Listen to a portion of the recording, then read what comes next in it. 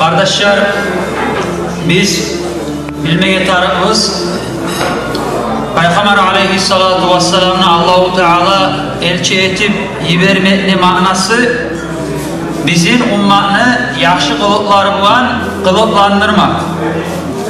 Peygamber aleyhissalatu vesselam özü hadisinde eskere İnnemâ bu'ittu liyutammima makârimal ahlâk. Men nebayta yaxşı kılıklarını, sıylı kılıklarını tamam etmek için, kamil etmek için yiberilingen men nebayta.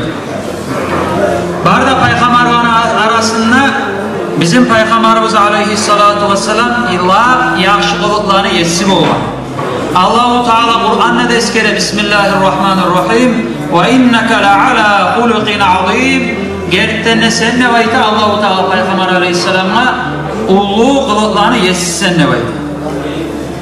Peygamber aleyhisselam'ın hadisi de var. Anas Ashaba radıyallahu anhu eskere Peygamber aleyhissalatu vesselam kana Resulullah sallallahu aleyhi ve selleme ahsanan nasi hulukan kılıklarını labda yakşı kılıklı insanların arasında Peygamber sallallahu aleyhi ve selleme yedi.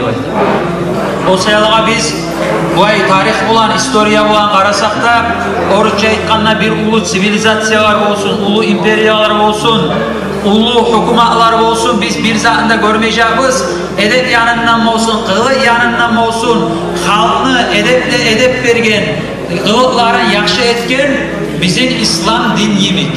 İslam din gelmek bulan, Allahu Teala bizim Peygamber aleyhissalatu vesselam vermek bulan, Peygamber aleyhissalatu vesselam özünü elçiliğin halka dine yaymak bulan, şunu bulan bir edep de, kılıkını da halka ummatka üreyetken.